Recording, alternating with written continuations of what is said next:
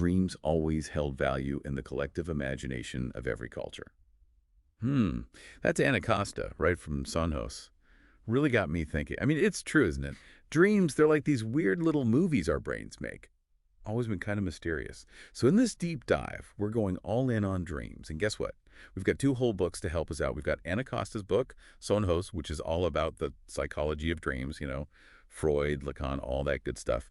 And then we're switching gears a bit with O Tempo e O Calm by Rita Kehl. Oh, Costa's using Freud and Lacan to understand dreams. Now that's what I call a deep dive. I'm intrigued. Right, and she starts with such a simple question, like, why do we dream? It's not like we question why we eat or sleep, right? She's saying dreaming's just as important. Yeah, it makes sense. It's how our brains process everything. Emotions, stuff we experience, that nagging anxiety that just won't quit.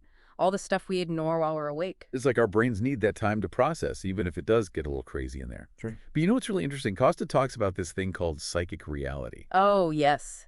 The idea that even our fantasies, even things that aren't real in the traditional sense, can still impact us. Exactly. Like our thoughts, feelings, they totally affect us physically.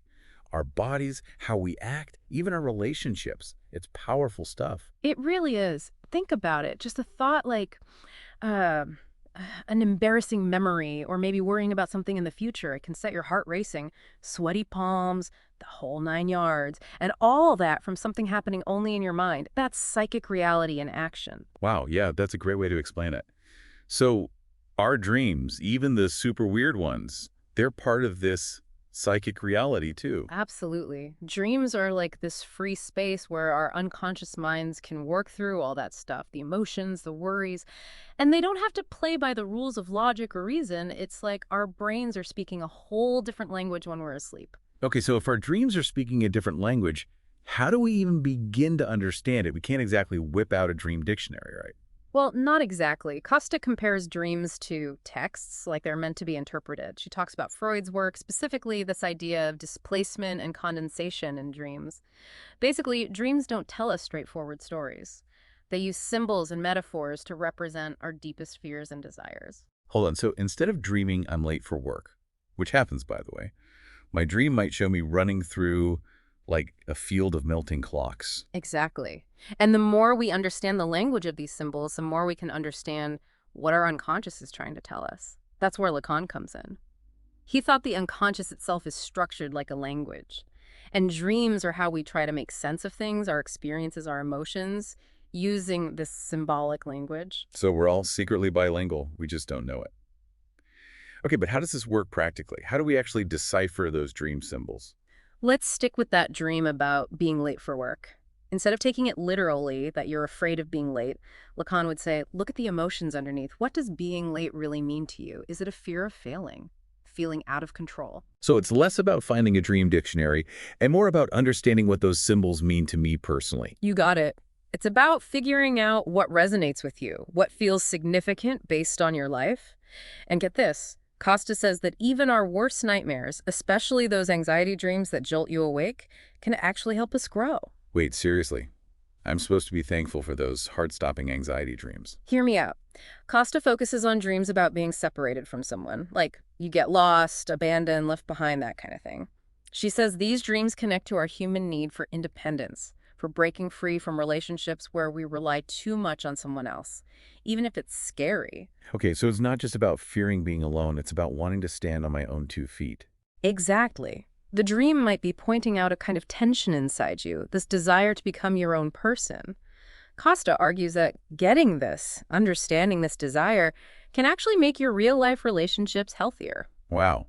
That's a pretty profound message, hidden in what seems like a random, terrifying dream. This whole idea of independence, feeling lost.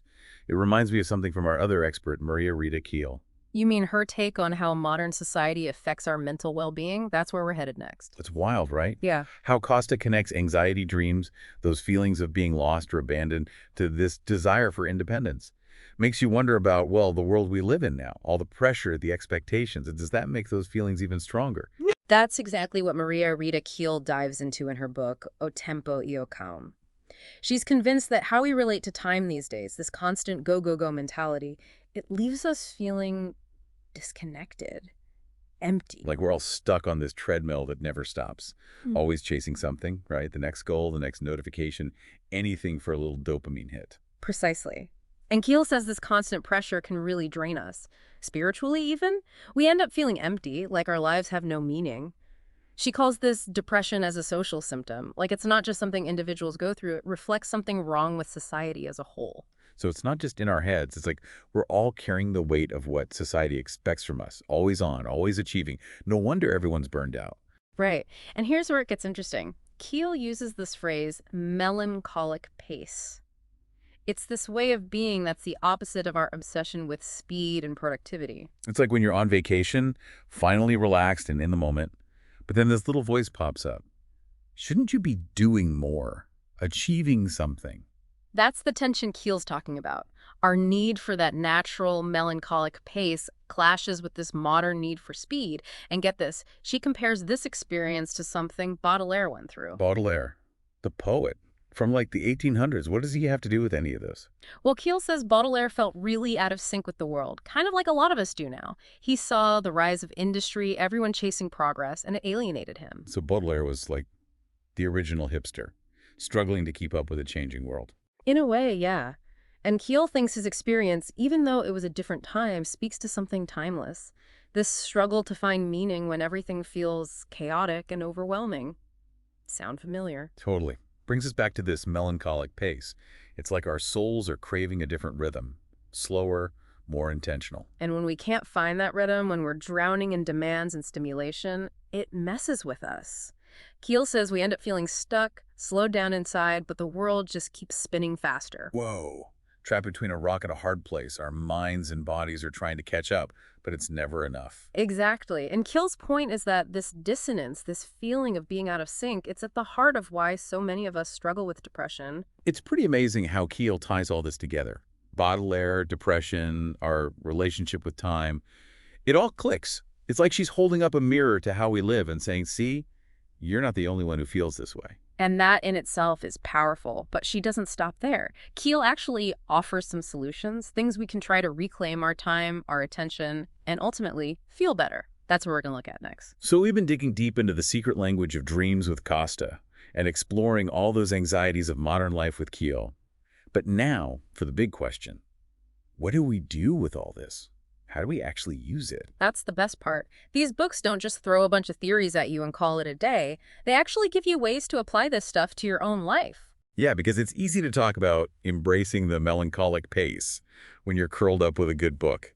Not so easy when you're drowning in emails and to-do lists. Exactly. But think back to what Costa said about psychic reality.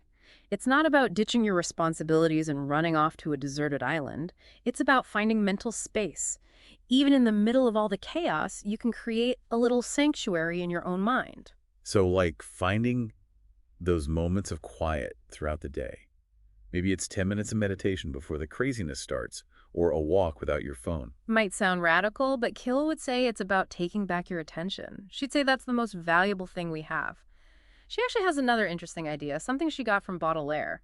Remember how he used art and beauty to deal with the downsides of modern life? So instead of scrolling through social media in our free time, we should be looking for experiences that actually feed our souls, like painting, music, reading. Or just having a good conversation with someone you care about. No phones allowed.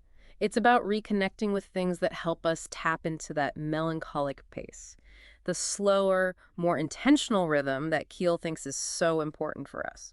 And here's where it gets really interesting. We've talked about dreams being this hidden language, this glimpse into our unconscious. What if instead of thinking they're just random nonsense, we thought of them as guides on this journey of self-discovery? That's what I think both Costa and Kehl are getting at. Costa, with her whole analysis of dream symbols, the messages our unconscious might be sending.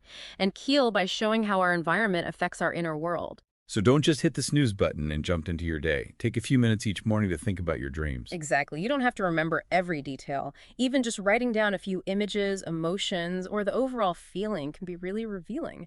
After a while, you might start to see patterns, recurring themes, and that can give you clues about your anxieties, your desires, things you might not even realize you're feeling. Like our dreams are giving us a map of our own subconscious. We just have to know how to read it.